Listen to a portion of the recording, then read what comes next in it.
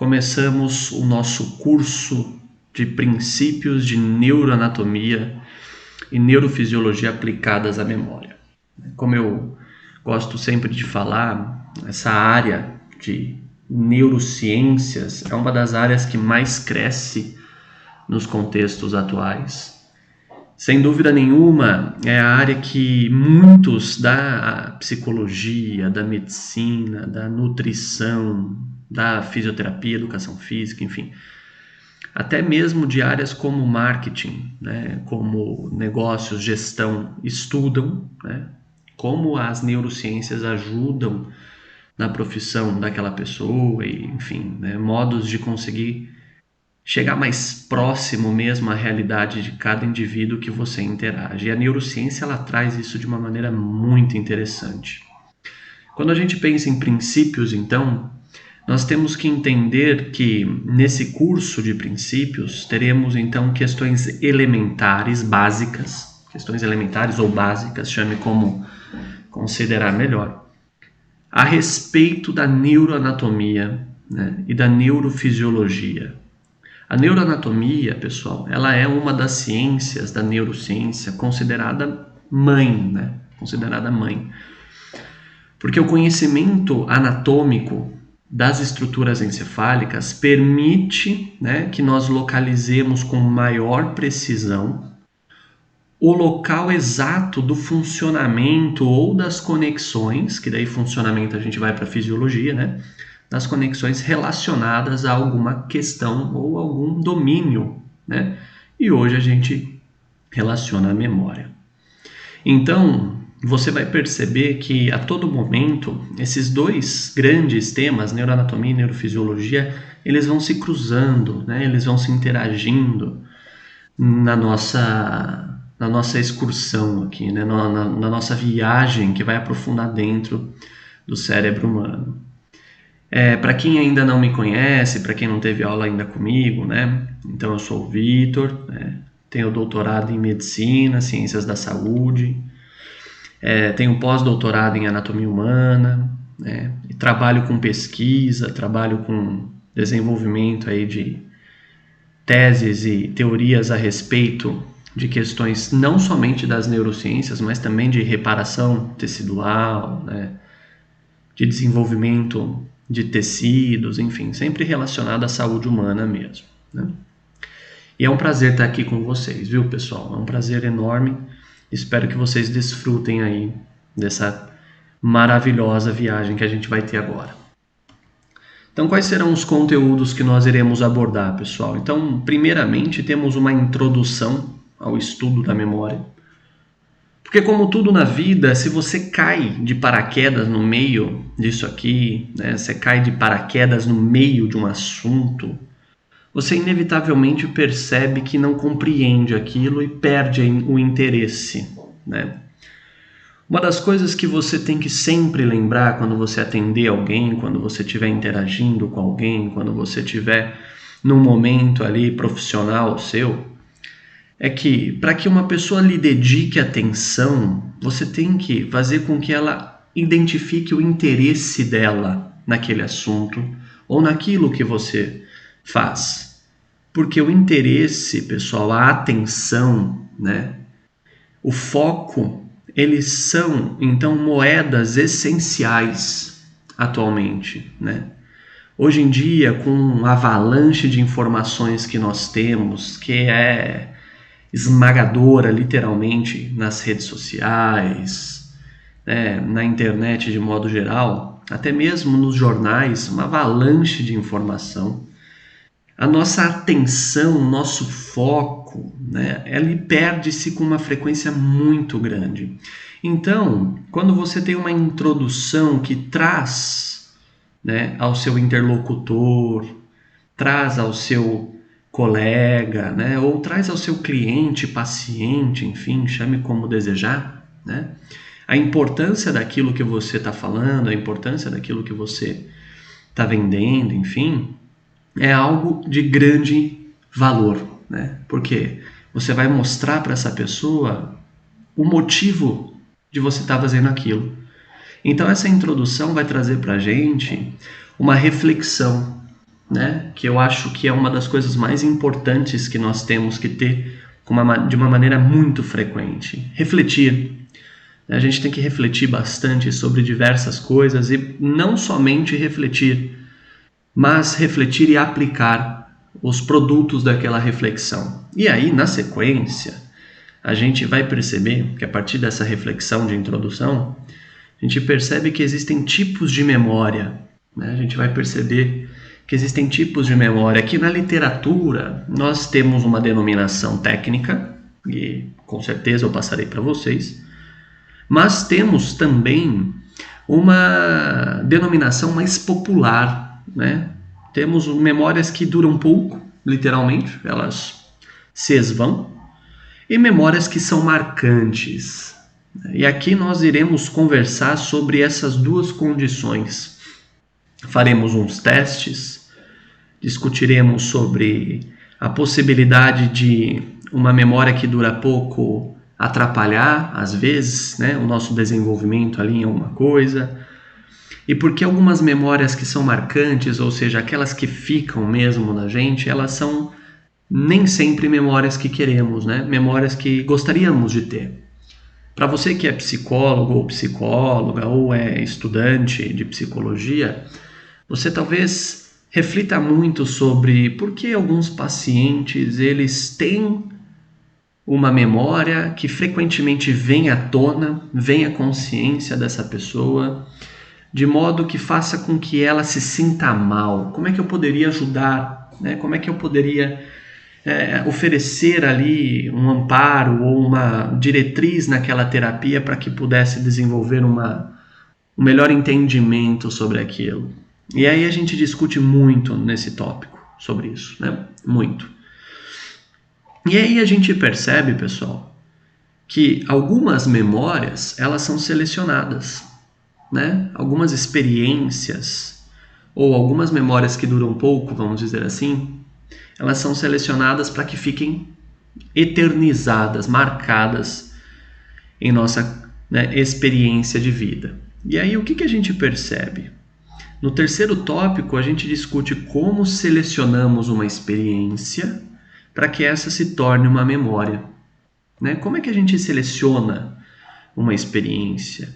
Como é que foi, por exemplo, determinado dia, quando você encontrou determinada pessoa e aquilo lhe causou, de certa forma, né, borboletas no seu estômago, ou aquilo lhe causou um disparo da frequência cardíaca que culminou, né, naquele momento marcante para você? O que aconteceu ali? Tudo isso é discutido no terceiro tópico. A gente aprofunda o terceiro tópico, verificando quais são os processos que acontecem para que uma experiência torne-se uma memória, né? E sempre lembrando, pessoal, existem vários tipos de experiência, né? Existem vários tipos de experiência.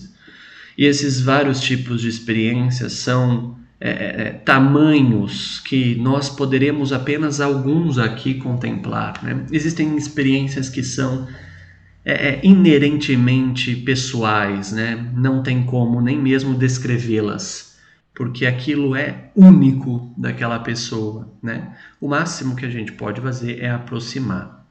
Novamente, me direcione então para quem é da psicologia, por exemplo, da psiquiatria.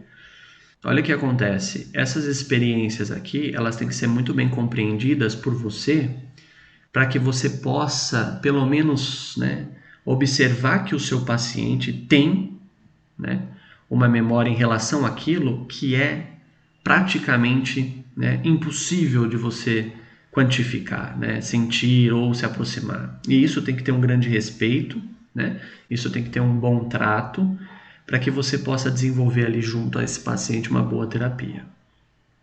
O quarto tópico, e também de grande importância, é memórias e sua percepção consciente ou não para evocá-las, né? O quarto tópico, ele de certa forma se relaciona com os que estão abaixo, porque às vezes a gente nem tem consciência que vai evocar uma memória, né? Às vezes a gente nem tem percepção de que está evocando uma determinada vivência, experiência, um conhecimento que nós temos. E aquilo vem à tona. E é curioso como, sem que nós queiramos, nós passamos a comparar o momento que vivemos com o momento memorizado, né? E essa comparação, ela foi algo de grande importância para o ser humano de uma perspectiva evolutiva. Porém, em contextos atuais, em alguns momentos, as comparações, elas geram muitos, né, desconfortos para alguém. Às vezes para o comparado, às vezes para quem compara, né? E isso a gente detalha nesse quarto tópico com muita tranquilidade, com muita calma.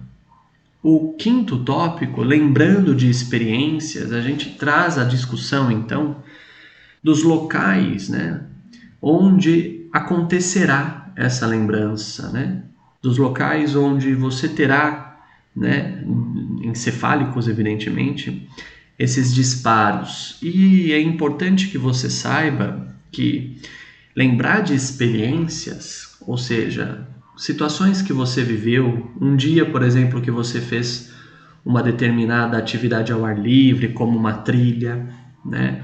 O dia que você visitou uma determinada cidade e aquilo gerou, né, momentos agradáveis ou não, é muito diferente de lembrar de palavras e conceitos. Você vai perceber que lembrar de experiências é mais fácil do que lembrar de conceito. E por quê? Por que a gente tem isso, né? Porque lembrar de experiência acaba sendo mais fácil do que lembrar de conceito. Mas será que a lembrança da experiência, ela é uma lembrança 100% confiável? É isso que a gente também vai discutir, né? A lembrança de palavras e conceitos, ela acaba sendo um tópico, né? Um sexto tópico, então é o sexto tópico. Acaba sendo o sexto tópico dentro da nossa discussão, que você vai perceber as áreas encefálicas, onde nós iremos apontar, então, que estão sendo investigadas quanto à lembrança de palavras e conceitos. E essa é uma área interessantíssima da neurociência, onde muito se pesquisa, inclusive em outros animais, para poder compreender um pouco mais. E é claro, a gente tem um tópico sempre presente, que aqui ele aparece em oitavo, mas sempre presente nas nossas discussões, que é o uso de estímulos, né, para o aprendizado e desenvolvimento de memórias a respeito de situações e conceitos, ou seja, a respeito de experiências e conceitos. Então, todos esses tópicos, pessoal, eles, de certa forma, né, a gente organiza em tópico, organiza em capítulo, vamos dizer assim, né, mas eles, de certa forma, a todo momento, eles entram de novo, eles aparecem nas nossas discussões, porque seria praticamente impossível eu desassociar o conceito aplicado aqui no que vem aqui embaixo, por exemplo, né? Ou, para citar um exemplo prático do 2, é mais fácil falar do último tópico, né? Então isso aqui é somente para organizar, né? Para você saber o que nós iremos discutir hoje, né? Então, por exemplo, há questões que não aparecem aqui que serão discutidas, né? Como biologia molecular aplicada a esse contexto, né? E talvez você pense assim, meu Deus, mas eu não conheço tanto de biologia molecular, ou eu não conheço nada de biologia molecular. Não se preocupe, né? Nós iremos explicar, nós iremos detalhar com muita tranquilidade, porque ninguém aqui, né, tá para te botar pressão, tá para fazer você se sentir, então, eu precisava saber disso para estar aqui. Não, tudo isso é de fato, então, uma excursão, uma viagem tranquila para dentro de um assunto de grande importância, tá certo? E é o seguinte, você vai percebendo, né, você vai percebendo com muita calma que em alguns slides, né, você tem ali uma série de conceitos explicados. Esses serão disponibilizados a você posteriormente, né, nesses slides. Então não se preocupe, né, em copiar o conceito inteiro ou muitas vezes fazer anotações muito rápidas, porque você terá, né, o acesso ao material teórico posteriormente. Então não precisa, né, atropelar, com muita tranquilidade mesmo, porque, como a gente vai ver a sequência, pessoal, a memória, né, ela vai ser muito bem estimulada quando estamos querendo relembrar algo, quando temos então interesse em relembrar algo, ela é muito estimulada, e também quando nos sentimos muito bem dentro daquilo, né? Ou quando estamos péssimos dentro daquilo. Quando temos sentimentos em relação a algo, esses sentimentos eles facilitam o processo de memorização. E por quê? Calma, você vai aprender sem estresse. Mas sentimentos facilitam o processo de memorização porque atribuímos valores de uma maneira muito interessante. E é isso aí, galera. Vamos avançando com muita tranquilidade, né? Apresentamos já a proposta do curso, apresentamos todos os conceitos e tópicos que iremos abordar de modo bem tranquilo. Lembrando a todos que algum dos slides terão de fato, então, a abertura do slide, o título do slide conforme está aqui, outros, né, terão conforme a literatura nos apresenta, e aquilo eu vou fazendo pontes para facilitar para você, e tudo isso muito tranquilamente, né? E aí nós, primeiramente, começamos a nossa discussão, então introduzimos esse assunto com um livro muito famoso, pessoal, né? 100 Anos de Solidão, de Gabriel Garcia Marques, né? Que foi um livro, pessoal, que foi prêmio Nobel de literatura, né? Aqui ao lado nós observamos, né, o autor, o Gabriel Garcia Marques, e nesse livro ele começa a história nos contando, né, que um suposto vírus, uma suposta doença, ela acomete uma população, ela acomete a sociedade, e ao acometer essa sociedade, né, as pessoas elas passam a esquecer das coisas. Inicialmente, elas se esquecem de coisas simples, corriqueiras, né, que tecnicamente não fariam, né, muito mal se esquecêssemos. Porém, com o avançar da doença, as pessoas elas vão esquecendo então onde moram, onde trabalham, quem são as suas pessoas próximas, as suas relações, né? Ou seja, o pai, a mãe, os filhos, enfim. Aí elas começam a esquecer a utilidade de objetos. Então, por exemplo, eu quero que você reflita comigo. Já parou para pensar se você esquece a utilidade de uma faca? Se você esquece a utilidade de uma colher, isso é tão óbvio para você que chega a ser interessante de pensar, né? Você pensa assim, para que serve uma colher? É claro que você sabe para que serve uma colher. Porém, imagina se você se esquece, né? Você perde essa memória de utilidade das coisas, né? Você esquece para que serve um computador, você esquece para que serve um livro, né? Enfim, você se esquece das coisas. E depois a pessoa acaba esquecendo até mesmo, né, o seu próprio nome e tudo que diz respeito a ela. E isso é muito interessante porque um dos personagens desse livro, na tentativa de barrar o avanço da doença, ele começa a encher a casa dele de escritas explicando o motivo para que serve determinada coisa, o nome daquilo, né? Como se fosse uma descrição detalhada da colher para que ela serve. E olha que interessante.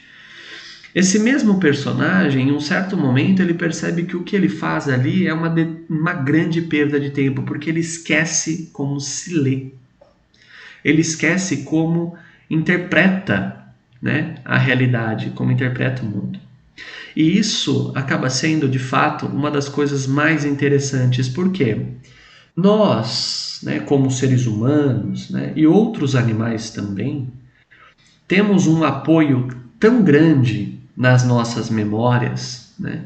Temos um apoio tão grande naquilo que nós já vivenciamos, que quando nós paramos para pensar como seria esquecer, por exemplo, de como se lê as palavras, então eu olho esta frase e simplesmente não consigo entendê-la.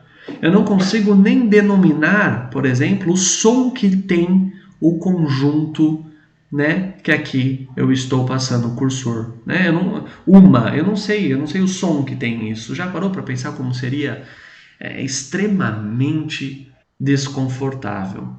E aí, pessoal, a gente percebe que as memórias, elas compõem, né? Elas compõem um elemento na vida humana.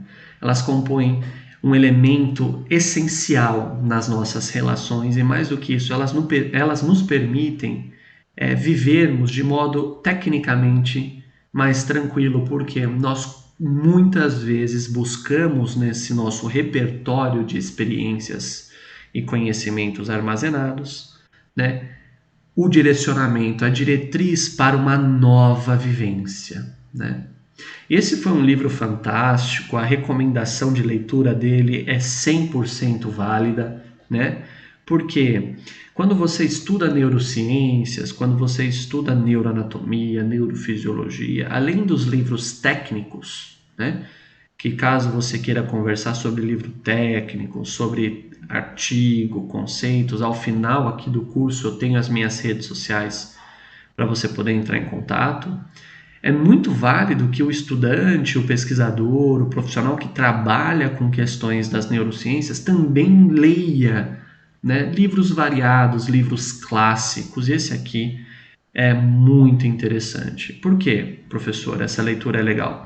Porque você percebe, né, exemplos tangíveis, exemplos que possam ser aplicados a todos os públicos que você atende, a todas as pessoas que estão próximas a você e que normalmente são exemplos bem impactantes, né? Pensar sobre algo conforme o livro nos traz, né? Refletir, né? Isso é de grande interesse para muita gente, né? E aí, pessoal, eu gostaria de propor para você que está aqui comigo, né?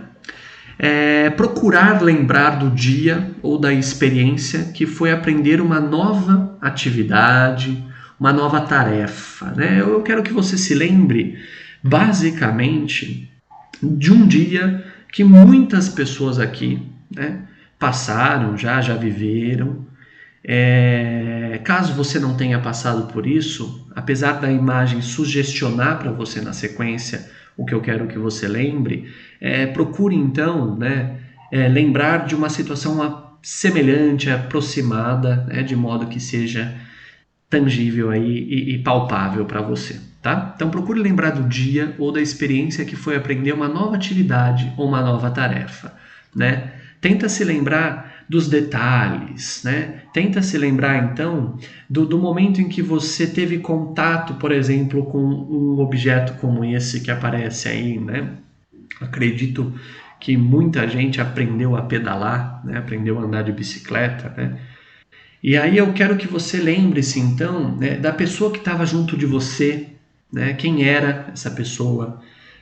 Procure lembrar, por exemplo, se você consegue acessar nessa sua memória qual era o local, né? Se era uma quadra, se era uma rua, se era um vale, por exemplo, uma floresta como essa, com uma trilha, se era uma estrada de terra. Procure lembrar como era o objeto, como era a bicicleta, né? Se ela tinha desenhos, se ela tinha rodinha, né? Muitas vezes tinha rodinha. Se ela tinha então uma determinada altura. Procure lembrar, né, quais foram as suas primeiras quedas, né? Como aconteceu a sua queda. Talvez você sinta dificuldade nessa parte de quais foram as suas primeiras quedas, mas você vai se lembrar de uma queda, com toda certeza, que foi marcante para você. Uma queda que você sabe que por pouco você escapou ali de uma hospitalização, né? Ou às vezes resultou, né, em uma hospitalização. Você às vezes não consegue lembrar da sua primeira queda, mas você lembra de tantas outras, né, que foram marcantes, foram determinantes e estão na sua memória, né? Procure se lembrar desses detalhes, né, nessa nossa introdução ao estudo da memória. Eu te convido a refletir sobre eles. E conforme você vai buscando essa memória antiga, que você não esperava hoje acendê-la, né, trazê-la à consciência, você vai percebendo que ela está cheia de lacunas. Você percebe que ela está cheia de buracos. Ela se encontra completamente, né, marcada ali pelos momentos mais importantes, mas tem vários outros que ali naquele dia acontecendo que você não consegue acessar mais. De certa forma você sente essa dificuldade. E por quê? E por quê? Né? Aí você vai pensar, por exemplo, né, que todo o aprendizado ele refere-se a uma mudança no comportamento que resulta da aquisição de conhecimento acerca do mundo. Ou seja, quando você aprendeu a andar de bicicleta, quando você aprendeu uma nova tarefa, houve uma mudança. Isso aqui merece até o nosso grifo, né? Isso aqui merece até o nosso grifo. Ó. Houve uma mudança no comportamento. Então, quando você aprendeu algo novo, um andar de bicicleta que seja, o seu comportamento se altera, né? O seu comportamento se altera, e que isso vai resultar, né, na sua aquisição de conhecimento acerca do mundo. Trazendo de um jeito mais fácil para compreender tais conceitos, né, pessoal? Né, quando eu coloco entre grifos assim, entre parênteses ou entre citações assim, né? Eu muitas vezes trago de livros, tá? Quando eu coloco entre citação assim, né? Eu trago citando, né? Eu trago de livros para a gente poder refletir. E ao final da nossa aula aqui, eu coloco a literatura, né, utilizada nesse nosso curso. Então, vamos pensar o seguinte, que toda vez que você aprende algo, né, você aprendeu uma nova tarefa, você aprendeu uma nova atividade, você passa a observar as situações, você passa a observar, né, a sua realidade de um modo diferente. Há tarefas, evidentemente, que elas são, no momento, fantásticas, porque agora, talvez para você, né, para um ou para outro que amam andar de bike, isso é de fato super válido, porque ao lembrar da bike, né, ao lembrar da bicicleta, além de lembrar dos momentos iniciais de aprendizado, que isso resultou, então, numa melhor interpretação, né, da sua possibilidade motora, né, ou seja, das suas capacidades motoras, essa pessoa também associou com momentos atuais que ela ainda utiliza a bicicleta aí para fazer excursões, viagens, passeios, né, anda de bicicleta com os amigos, enfim. A gente sabe que muitas pessoas, né, tem grupos, né, de bike aí que andam bastante nas pistas, nas rodovias, enfim, né? Então, para essa pessoa é óbvio que a bicicleta representa, né, muita coisa. Mas para você que não tem essa prática, né, nossa, eu adorava andar de bicicleta, mas nunca mais eu andei, né? Nossa, é verdade. Faz anos que eu não ando de bicicleta. E eu gostava tanto, né? Procure se lembrar que naquele momento que você aprendeu essa nova tarefa, você, de certa forma, passou a identificar nela, né, muito de você. Porque todo momento de prazer, depois que você aprende uma tarefa motora tão agradável, né, como é andar de bicicleta, faz com que você queira frequentemente retornar à bicicleta para sentir, né, sentir o bem-estar de andar em cima dela, né? Então, esse aprendizado, né, ele mudou o seu comportamento, né? Ele alterou o seu comportamento e resultou, né, numa aquisição de conhecimento acerca do mundo. Então você passou a conhecer melhor, né, situações, você passou a vivenciar mais situações, e tais situações elas são inerentemente suas, né? Você passou então a atribuir ali à bicicleta a possibilidade de uma diversão, mas também quando você caiu, você atribuiu a uma velocidade da bicicleta a possibilidade de hospitalização, né? E tudo isso foi atribuído por conta de um aprendizado inicial. E todas essas atribuições elas vão se juntando às nossas memórias, né?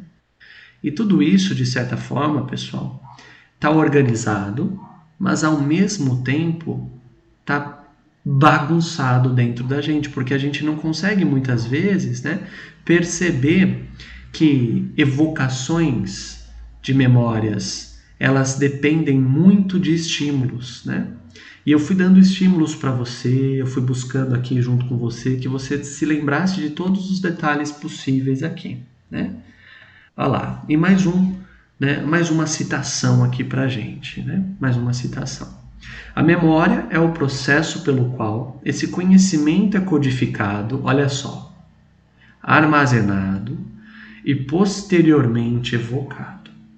Então, olha só, quando você aprende algo, você altera, né, o seu comportamento e você tem aquisição de um novo conhecimento. Então, você aprendeu algo, alterou o comportamento e teve a aquisição de um conhecimento.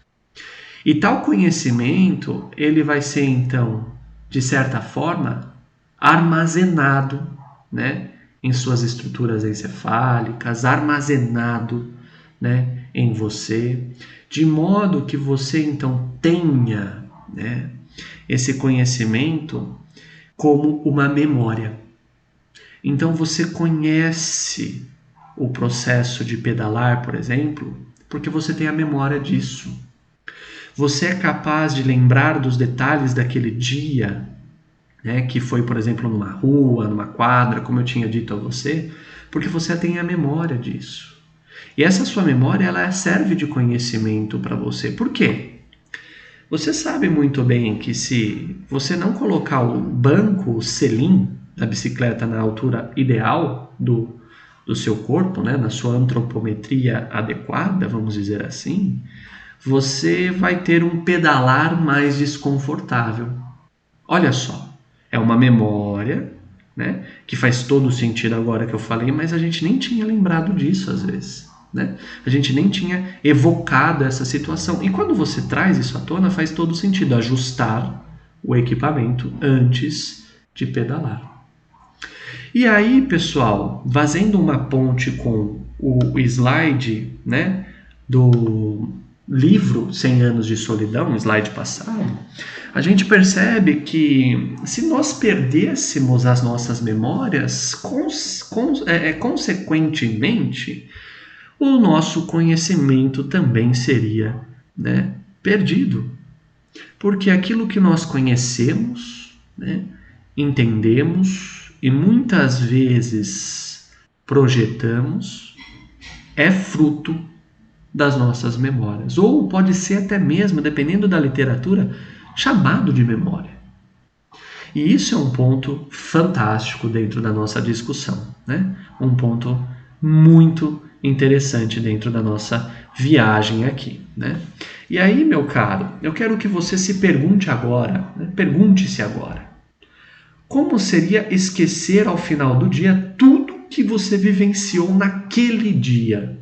Então você já viu junto comigo, né, nesse contexto de introdução, a importância que a memória assume, como ela é válida, né, como um conhecimento para nós. A gente frequentemente busca nas nossas memórias os nossos conhecimentos, né, aquilo que nós entendemos do mundo, aquilo que nós compreendemos, né, que é válido ou não, aquilo que nós temos como nós muitas vezes, né? Uma memória muitas vezes definiu um novo olhar para você, uma nova perspectiva para você.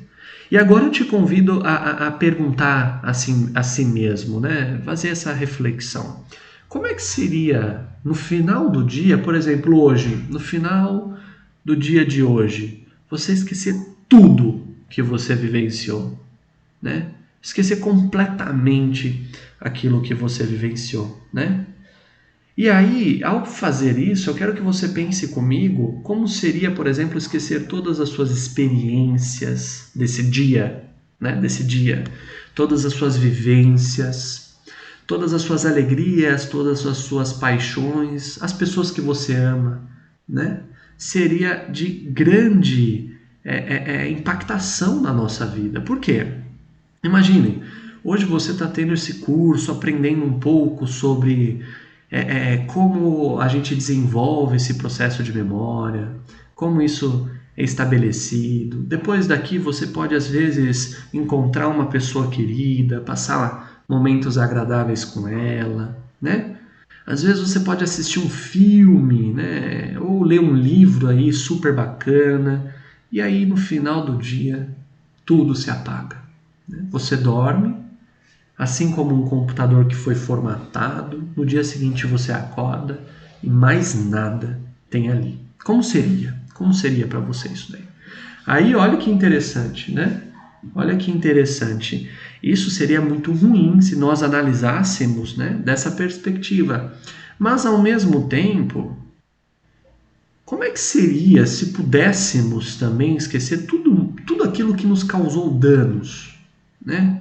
Tudo aquilo que nos fez mal, prejuízos ou desconfortos. Como é que seria esquecer, por exemplo, de tudo aquilo que nos fez, então, nos sentirmos, às vezes, humilhados, colocados de lado, né? Tudo aquilo que nos fez, de certa forma, nos sentirmos menos em relação a algo. Porque é péssimo, né? Você se sentir menos em relação a algo. Quando você estiver atendendo uma pessoa, né, vendendo para uma pessoa, conhecendo uma pessoa, você vai perceber que durante a comunicação, durante o diálogo, essas pessoas e você mesmo, e eu me incluo no grupo, então o ser humano de modo geral, nós conversamos e muitas vezes nós buscamos conhecimentos que estão memorizados. E tais conhecimentos que estão memorizados, eles vêm junto, né, de sentimentos que podem ser muito bons, extremamente agradáveis, ou muito ruins, né, muito desagradáveis. E olha que interessante, isso daqui, essa atribuição, né, essa atribuição de valores, vamos dizer assim, tanto bons quanto ruins, eles são fatores essenciais na nossa memorização. Pense um pouco comigo aqui, né? Quais memórias são mais fáceis de lembrar? Memórias que são neutras quanto a sentimento. Então, por exemplo, um dia que você foi até o banco pagar uma conta, né? Um dia hipotético, sem sentimento algum ali aplicado, emoção alguma ali desenvolvida. Ou o dia que você foi ao banco pagar uma conta e furaram a sua fila. Qual é mais fácil de lembrar? É fato que é o dia que furaram a sua fila, né? Por quê? Como assim furaram a minha fila? Né? Naquele dia que furaram a sua fila, você nitidamente pode ter pensado, ou a pessoa está com pressa e tudo bem, mas você gravou, né? Você teve ali uma memorização bem efetiva porque aquilo gerou uma emoção em você, né?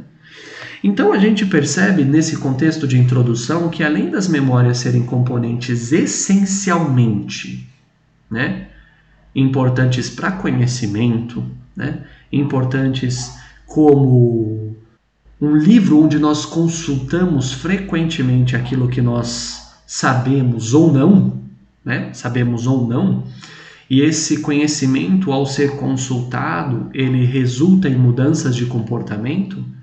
Nós percebemos também que as memórias têm muita relação com questões sentimentais, emocionais, com aquilo que nos toca, né? Vamos dizer assim, para facilitar o seu entendimento e ficar acessível a todo mundo.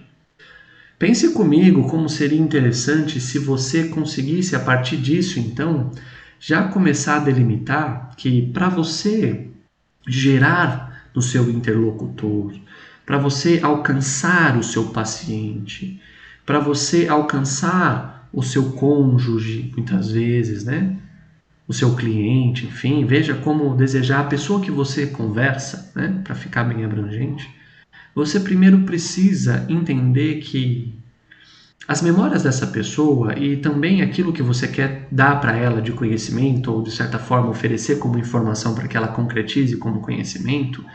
E isso é uma aula à parte, tá, pessoal? Como, né, o conhecimento é desenvolvido. Né? Isso aí é um outro tema que mais para frente a gente pode até pensar em elaborar um curso juntos aí.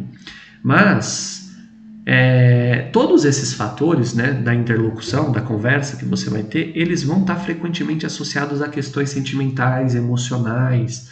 E por quê? Porque isso são componentes fantásticos para a nossa memorização. Fantásticos. E aí você percebe o motivo que o marketing, né, atualmente, ele vem usando com força questões sentimentais e emocionais, né? Ele usa com força, né?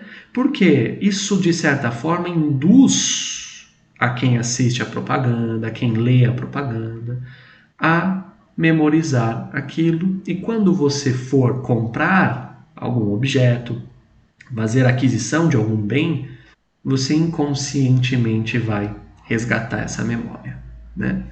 Para quem vai trabalhar com terapia psicológica, então, tem que lembrar que as memórias de uma pessoa, elas vão estar sedimentadas por sentimentos, por emoções daquele dia. E não tem como você entender uma memória sem compreender a emoção associada àquilo. Porque caso você faça um processo, né, de desvinculação da emoção à memória, você de certa forma não terá sucesso na racionalização de todo esse processo, né? E aí, pessoal, a gente entende que se nós perdêssemos a memória no fim do dia, né? Respondendo agora essa pergunta, né? Se nós perdêssemos a memória no fim do dia, se chegássemos no fim do dia e simplesmente esquecêssemos de tudo que vivemos, inevitavelmente nós perderíamos a nossa identidade. Por quê? Porque as memórias que me alegram, elas me consideram, elas me classificam e elas me fazem ser o que sou. Mas as memórias que me entristecem também, porque elas me previnem. Elas, de certa forma, elas me auxiliam a evitar, muitas vezes, a repetição do erro. Ou não, né? Ou não. Às vezes a gente repete mesmo assim. Mas tanto, né, que a gente percebe que as duas condições, as boas e as ruins, né, sendo aí um bem dicotômico, que nada na vida é tão dicotômico assim, né, pessoal? Nada na vida é tão dicotômico assim. Mas, para facilitar a nossa discussão, nós vamos então refletir e entender que toda memória, ela tem uma importância emocional associada a ela. Ela tem uma importância emocional associada a ela.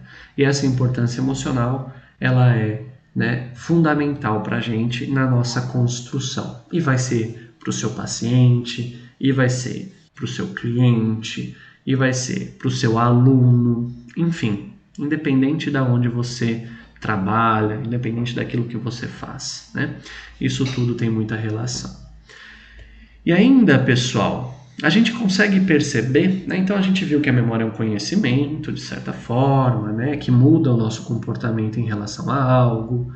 Nós percebemos que a memória ela tem componentes emocionais associados. Tudo isso será aprofundado ao longo do encontro, né? Tudo isso será aprofundado. Isso aqui é uma introdução, né? Mas nós, evidentemente, sabemos que existem memórias diferentes, né?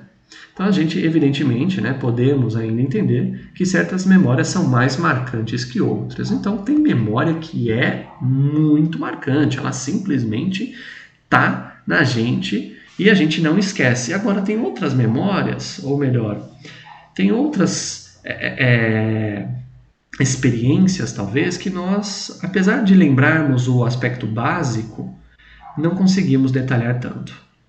Por exemplo, acredito que, salvo quem seja fã da matemática, né, um engenheiro muitas vezes, um professor de matemática, um matemático, né, um químico, enfim, fãs da matemática, eles vão lembrar facilmente da fórmula de Bhaskara, né? Vão lembrar facilmente da fórmula de Bhaskara. Para a maior parte das pessoas, isso aqui é uma memória já muito distante, né? Completamente esquecida. Por quê, professor? Porque a Bhaskara a gente aprende lá no nosso ensino básico, né? Lá nos anos, então, do ensino fundamental, muitas vezes acontece no ensino médio, né? Que é uma equação onde é feito, né, uma análise ali para você verificar algo matemático, né? E é muito interessante, é muito importante para a gente, mas nós nos esquecemos disso conforme não temos acesso. Então, essa é uma memória que, de certa forma, temos, mas está distante demais. A gente não evoca essa memória com frequência, a menos que seja para fazer uma piada ou outra, né? Como até hoje eu não usei Bhaskara na minha vida. Mas tem outras memórias em contrapartida que elas são memórias que simplesmente só de olhar para um objeto como esse, elas já nos trazem grandes emoções, né? Ou elas já nos trazem nitidamente uma situação. Eu quero que você pense comigo então, rapidamente, ao olhar para esse objeto, qual memória vem aí para você, né? Às vezes vem uma memória de um troféu que você ganhou, né? De um mérito que você teve, né? Às vezes vem uma memória de uma vivência que resultou numa vitória, né? Ou às vezes vem uma memória de um filme que você assistiu com alguém querido e esse filme ele tinha ali uma taça semelhante a essa, enfim. Normalmente, pessoal, essas memórias, elas são mais marcantes para nós. E por quê? A gente vai estudar isso em detalhes, né? Mas essas memórias, elas são, então, evidentemente que associadas a experiências, associadas a momentos. E esses momentos a gente consegue, às vezes, descrever como era o local. Então vamos imaginar que você conhece uma pessoa, por exemplo, que é um atleta. E você pergunta para esse atleta, né, qual foi o título mais importante da carreira dele ou dela. E aí ela vai descrever que aquele título foi, de repente, em tal país ou em tal cidade, né? E as condições climáticas naquele dia eram tais. A quadra ou o ginásio, enfim, né? A arena, hoje em dia se usa esse termo também, né? A arena era muito complicada porque a torcida, não sei o que tem, e tudo isso vem associado, né? Olha, você vê como são as coisas. Agora, se você perguntar para essa mesma pessoa, e como é que era resolver os exercícios com a fórmula de Bhaskara? Provavelmente essa pessoa ela não se lembra. Então nós temos memórias, pessoal, né, que são muito marcantes. E essas memórias marcantes, normalmente a gente vai ter um componente visoespacial muito, muito forte associado a elas, né? Muito forte associado a elas. Há também componentes verbais muito associados a essas memórias marcantes, né? E a gente vai estar detalhando tudo isso com muita calma, né? Aqui ainda está a introdução. Mas há, né, memórias conceituais que são importantíssimas, porém, né, as memórias conceituais, se nós frequentemente não acessamos elas tendem, né, a se tornar menos nítida de certa forma, né, para facilitar um pouquinho o nosso entendimento. A gente percebe que esquecemos de detalhes os conceitos, né, esquecemos às vezes de características que definem aquele conceito adequadamente. Então, a partir disso, a gente consegue identificar que existem, né, memórias muito mais marcantes que outras. Então, você tem aí, né, uma série já de coisas que já dá para perceber. Que as memórias, elas de certa forma têm relação com o conhecimento, né? Elas têm relação com o conhecimento, e isso muda o nosso comportamento, isso altera o nosso comportamento. As memórias, elas têm, então, uma associação sentimental, né? Elas têm com elas questões sentimentais associadas, né? Emocionais associadas. E existem memórias conceituais, semânticas, né? Memórias que nos trazem, então, questões bem voltadas para conceito, né? Conceitos, então, a definição de algo, o desenvolvimento de algo, né? O que determinado documento se referia, enfim. E há memórias que são bastante associadas a locais, a experiência que a gente teve, né? Enfim, há uma série de características e tudo isso você já começou a perceber a importância, né? Então, para finalizar a nossa introdução, a gente traz aqui citações que vão, né, de certa forma, facilitar, né, vão facilitar aqui para a gente tudo isso que a gente conversou. Então vamos lá, deixa eu pegar o grifo aqui, que ele vai trazendo aí para a gente questões importantes. Há certos tipos fundamentalmente distintos de memória, né? Então a gente tem tipos de memórias, né, pessoal? A gente tem tipos de memórias. E certas regiões encefálicas, portanto, né? Isso aqui eu nem entrei muito em detalhes ainda, só para você literalmente, né, ir se aproximando da nossa discussão, né? Já já a gente vai começar a detalhar muito essas coisas anatômicas, né? E então há certas regiões encefálicas que são mais importantes que outras conforme o tipo de memória, né? Então, conforme o tipo de memória, nós temos regiões encefálicas mais ou menos envolvidas no processo, né? Tanto de armazenamento quanto no processo de evocação, né? A memória, pessoal, a memória, ela pode ser classificada conforme duas dimensões. Então, a gente consegue classificar a memória conforme duas dimensões. O curso temporal de armazenamento, né? E a natureza da informação armazenada. Então, nós temos duas dimensões para classificar as memórias, né?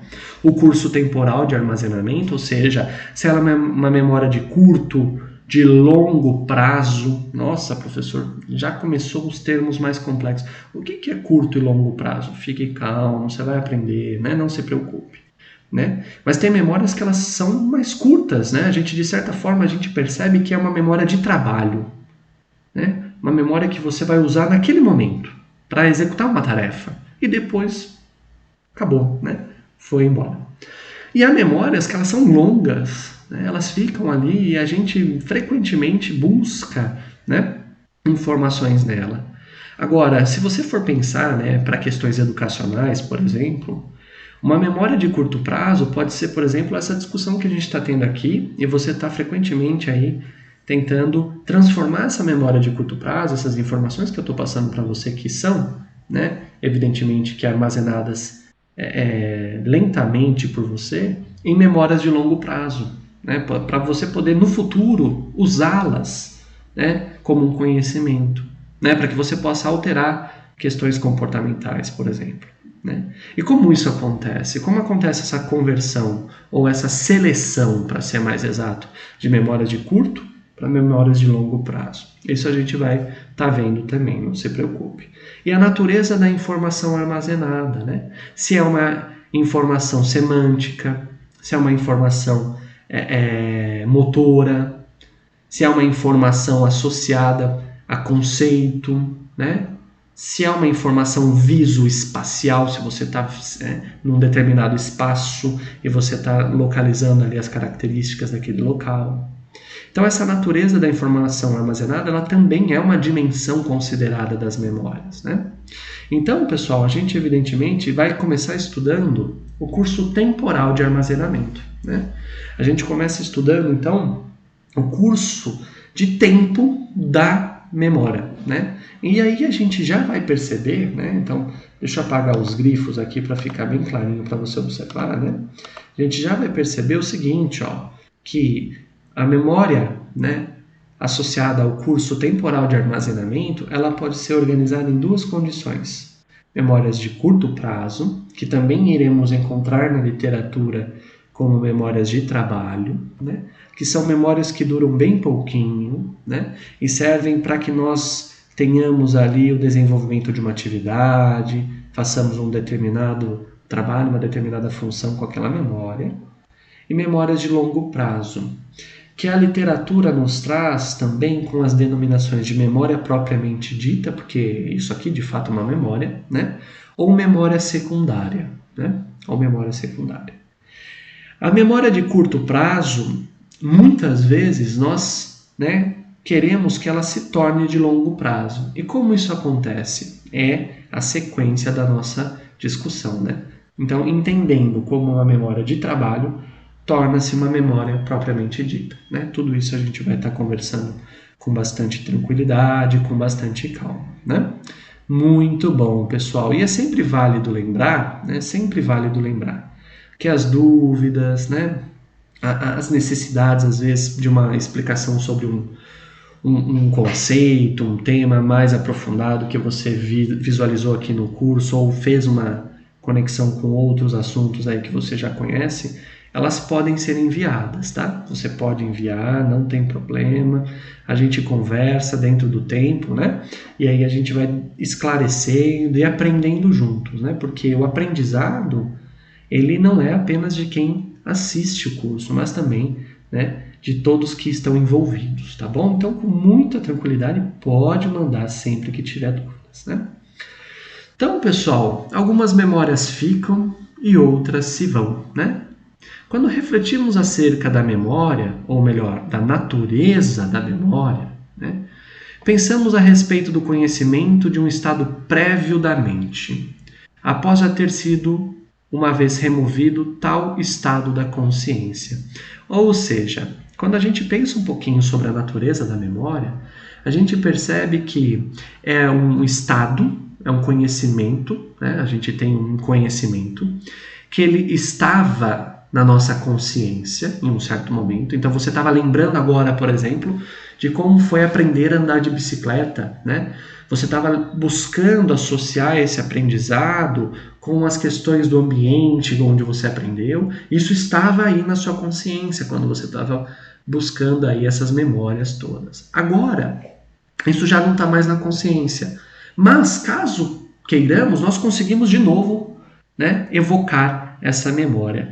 Então, quando a gente reflete acerca da natureza da memória, nós percebemos que nós pensamos a respeito, melhor dizendo, a respeito do conhecimento de um estado prévio da mente, ou seja, o conhecimento de uma situação anterior da nossa mente, né? Que já foi até mesmo removida da nossa consciência.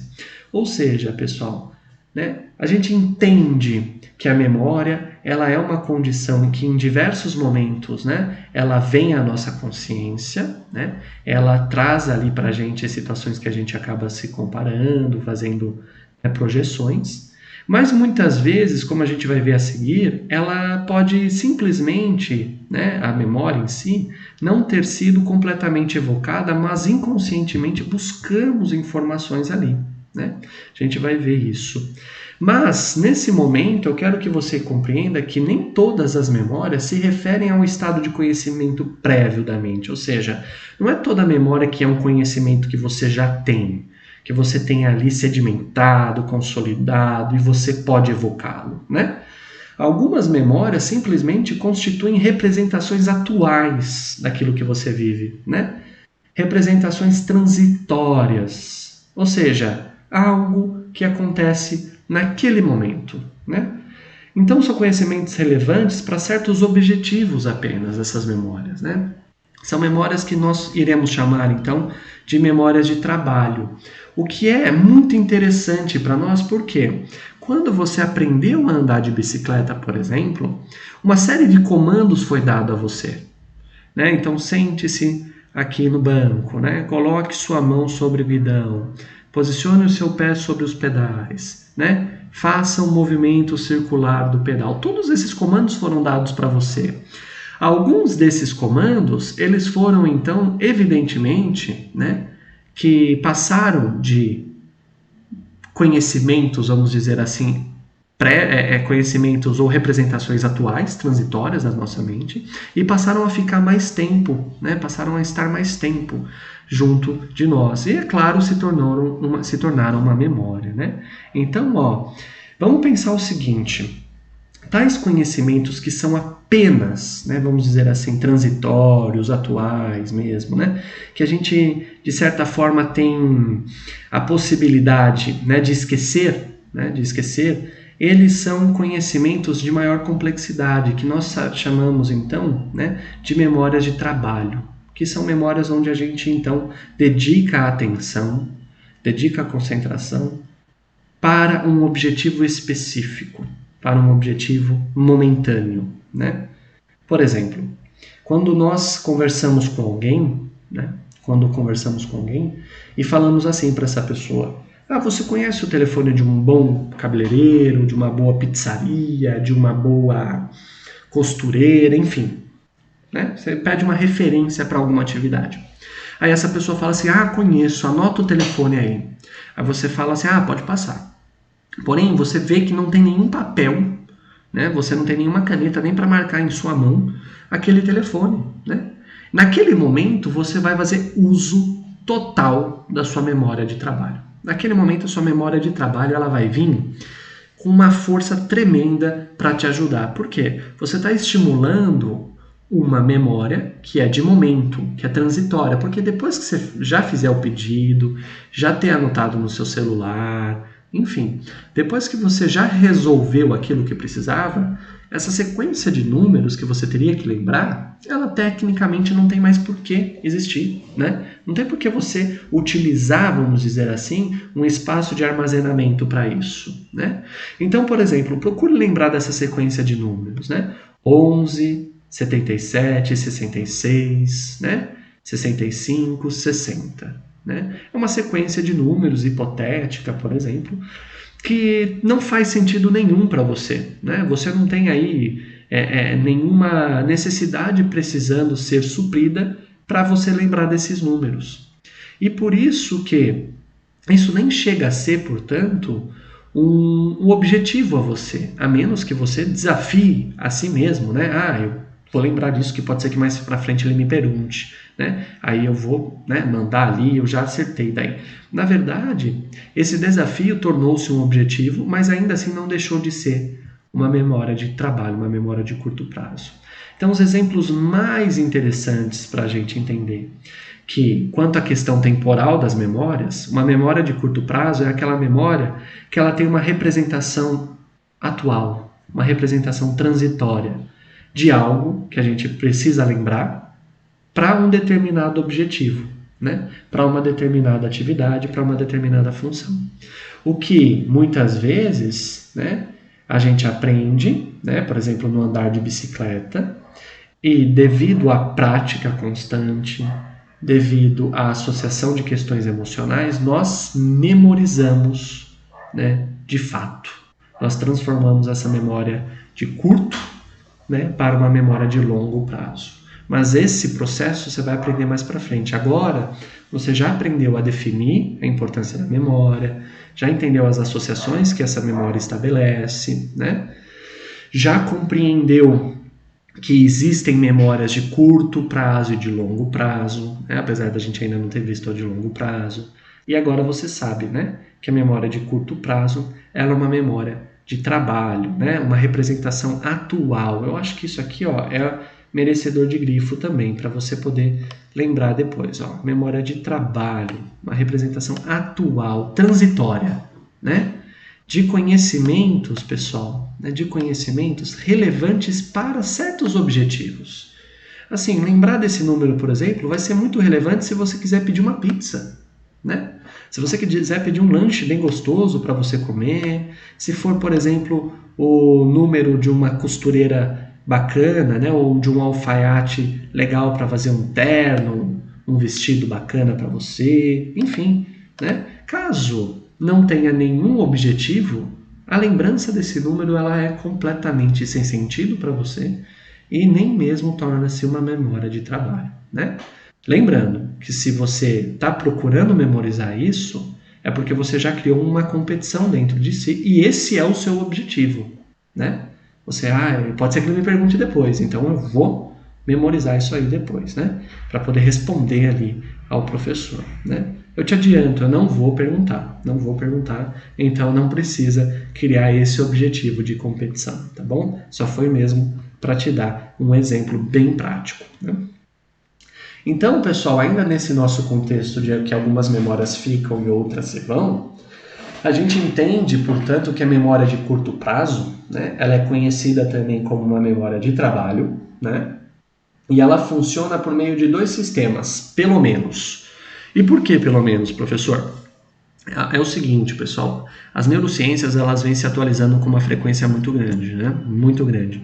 E esse pelo menos ele significa assim, hoje nós pesquisadores entendemos, né, que pelo menos dois sistemas são fundamentais aí no processo de memorização de curto prazo, me perdoe, né? Dois sistemas são fundamentais no processo de memorização de curto prazo. Há alguns autores, inclusive, que vão pegar esses sistemas aqui e vão dividir criando um terceiro sistema. Mas isso é uma questão conceitual bem prática mesmo da teoria, né, dos pesquisadores. E eu vou explicar para contemplar todos nesse curso, né? Mas deixa eu explicar primeiro as questões mais tangíveis, mais associadas a questões práticas do seu dia a dia profissional, e depois eu venho aí com questões teóricas que às vezes são mais difíceis de compreender.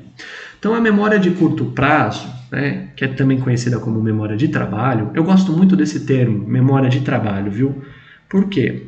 É um termo que nos traz, né, o entendimento de que nós temos uma memória, um conhecimento, né, que ele está sendo utilizado para uma função, né, para uma atividade ali que nós precisamos no momento, né, no momento. Então a memória de trabalho ela funciona por meio de dois sistemas, pessoal. O sistema de informação verbal, né, que você vai ver que esse sistema de informação verbal significa que é a nossa capacidade, então, de ouvir, né, ou falar, né, melhor dizendo, a nossa capacidade de falar aquela informação, né, que é uma memória de curto prazo ou uma memória de trabalho, e o sistema de informação visoespacial, que é então associado à nossa visão e interpretação, capacidade de localização no espaço. São dois sistemas que a memória de trabalho utiliza, né? São dois sistemas que a memória de trabalho utiliza.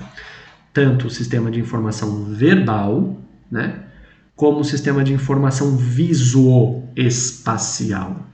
Vamos estudar esses dois com muita calma.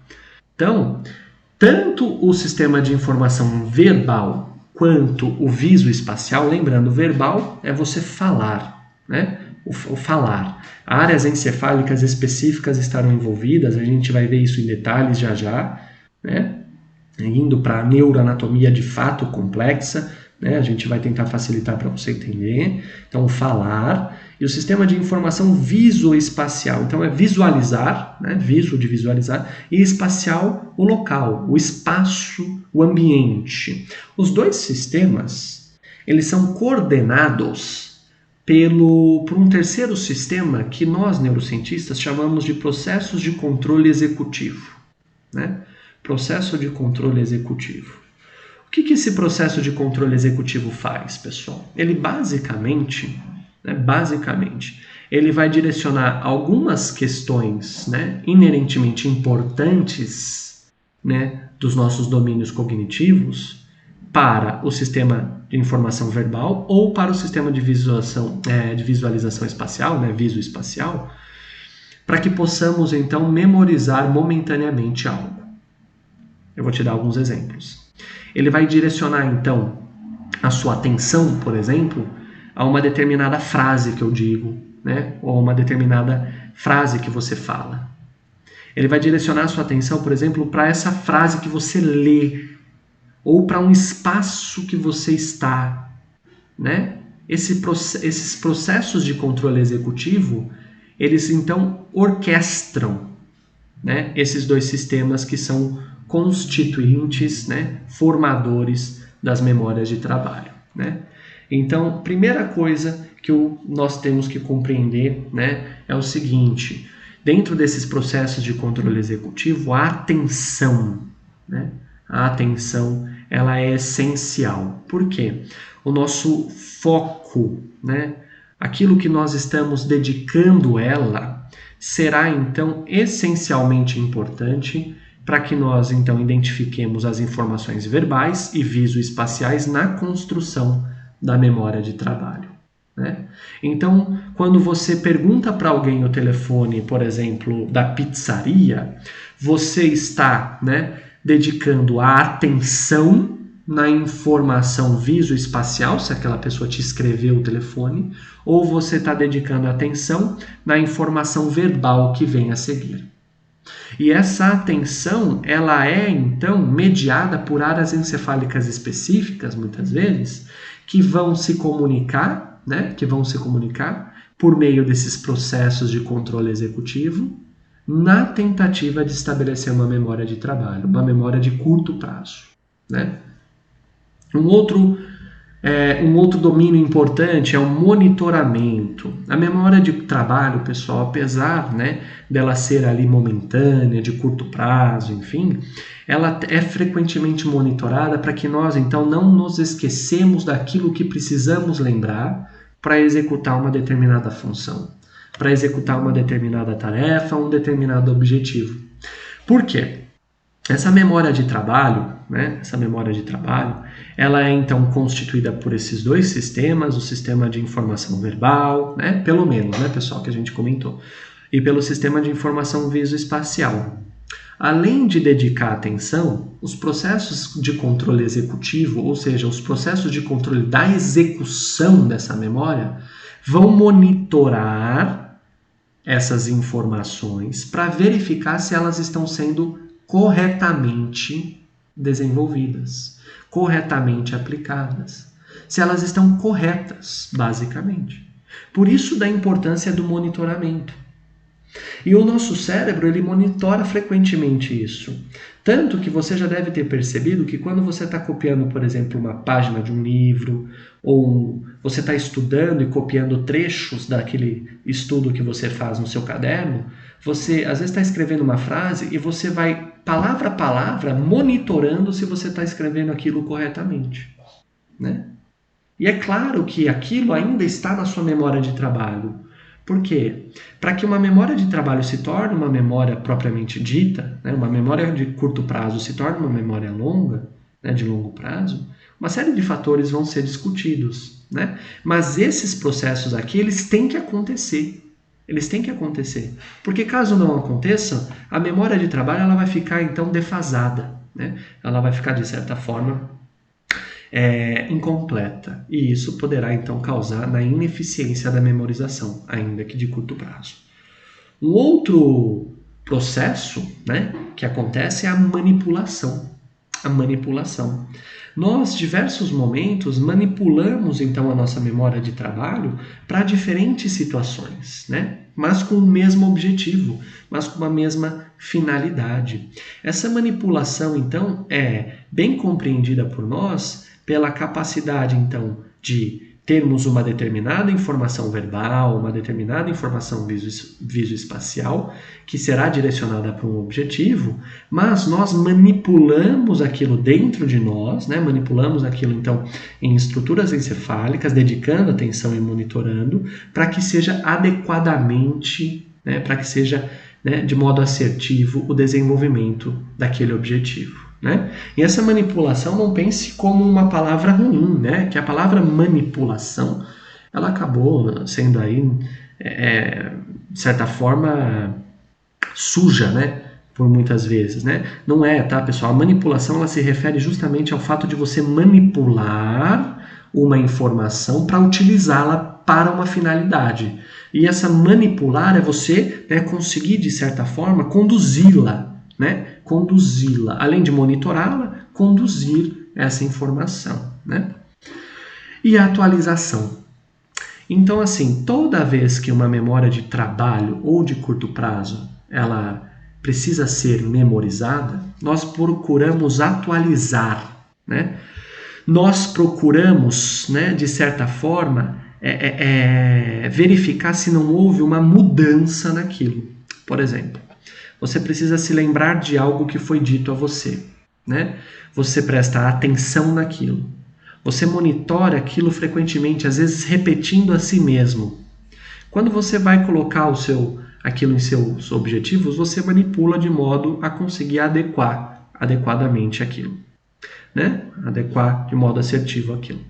E, por fim, você precisa atualizar essa memória, porque muitas vezes uma memória de trabalho ela se perde. Ela se perde nesse processo. Então, frequentemente, nós buscamos, consultamos de novo aquela informação para que possamos ter uma atualização dela, né? Esses 4 processos aqui, pessoal, eles são, então, organizados pelos processos de controle executivo, né? Que unem os sistemas de informação verbal e visoespacial na construção de uma memória de trabalho. E isso você percebe que já é algo complexo, de certa forma, né? Já é algo complexo de se entender. Mas, se você traz para a realidade que você vive, pode ser que facilite um pouco. Eu vou te dar alguns exemplos. Imagina que você está atendendo uma pessoa em seu consultório como psicólogo, psicóloga, ou imagina que você está atendendo alguém como psiquiatra, enfim. Ou até mesmo você está conversando com alguém que você deseja fazer uma venda, né? Ou um paciente seu de nutrição, sei lá, qualquer situação dessa. Você está conversando com uma pessoa. Imagine que ao conversar com essa pessoa, né, você dá um comando para ela. E esse comando, você precisa que ela dedique muita atenção. Por quê? Você quer que esse comando seja uma memória de trabalho para aquele momento. Ou mais do que isso, essa pessoa lhe dar uma informação e você vê que essa informação ela é muito importante, então aquilo você dedica atenção. A sua atenção está sendo dedicada para um sistema de informação verbal que, caso essa pessoa também escreva ou apresente características daquele espaço, vai ser um sistema de informação visoespacial. Esses sistemas aqui, na construção da memória de trabalho, eles irão, de certa forma, ser organizados, regidos pelos processos de controle executivo, que vai então dedicar atenção naquilo que está sendo falado, naquilo que está sendo apresentado. O mesmo processo ele vai monitorar. O monitoramento, às vezes, é verificar se você entendeu aquilo que está sendo falado. E caso você não tenha entendido, você precisa, então, de certa forma, né, ter confirmações. E como são feitas essas confirmações? Por meio de perguntas, por meio, né, de questões. Olha, você quis dizer isso, então? Você quis dizer aquilo? Então, como é que eu faço com determinada coisa? E se tal coisa acontecer? Esse monitoramento, ele anda junto com essa atualização. Por quê? Quando você dedica atenção, por exemplo, a uma informação verbal, por exemplo, ou visoespacial que seja, você está monitorando para que não tenha dúvida nenhuma na execução do seu objetivo e você atualiza conforme as perguntas são feitas e vão sendo, né, definidos ali os processos adequados de manipulação daquela informação. E aí você tem então uma memória de trabalho para executar uma ação. Depois que você executa, aquilo praticamente não tem mais importância para você. E aí aquilo se vai. Porém, as memórias de trabalho, elas às vezes são muito importantes para nós porque elas são um passo inicial para uma memória de longo prazo. Imagine que quando você estuda, frequentemente você lê algo, então você dedica atenção. Você procura, então, se atualizar, verificando por meio de monitoramento se você está entendendo aquilo que você está lendo.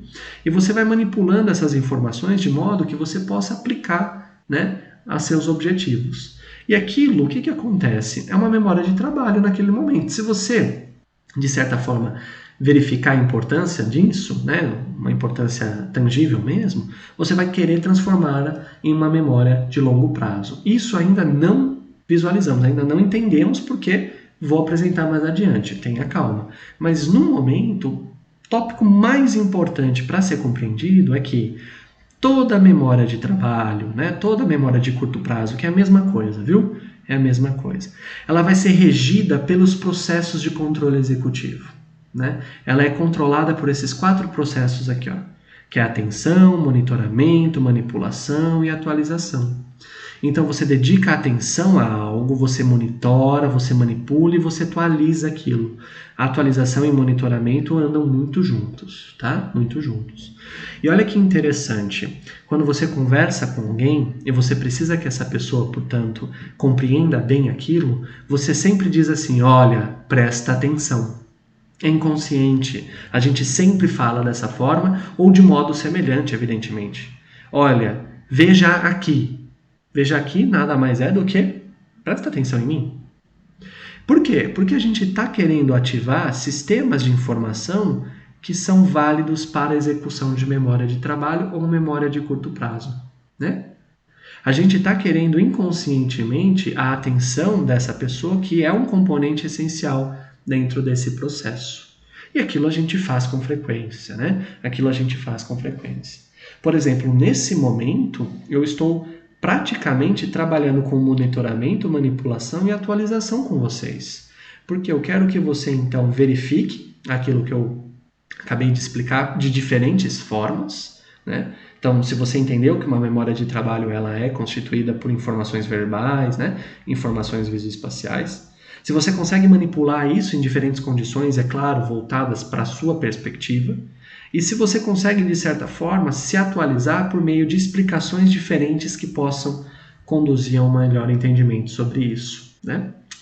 Então, pessoal, lembre-se sempre, o importante não é, às vezes, lembrar de todos os conceitos exatamente como estão aqui, mas entender como eles são, como eles desenvolvem-se e para que eles servem. Se você conseguir lembrar de todos os conceitos exatamente como a literatura nos traz, é fantástico. E olha, eu vou admirar muito, muito mesmo.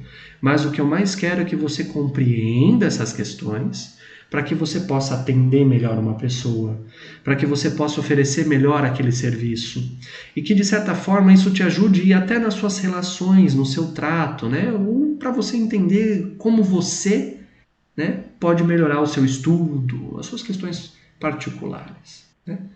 E assim, dessa forma, nós avançamos, pessoal. Então, um detalhamento sobre o sistema de memórias de curto prazo ou de trabalho, né, destinado especificamente ao sistema de informação verbal. A gente detalha isso aqui, né, com bastante tranquilidade, com bastante calma. Nós iremos fazer um breve intervalo, pessoal, de 15 minutos, mesmo porque foram bastante informações, né? Nós já decorremos aí aproximadamente 1h30 quase, né, do nosso encontro, um breve intervalo. Na sequência, nós continuamos explicando então a respeito desse tópico adiante, pessoal. Já já nós retornamos então.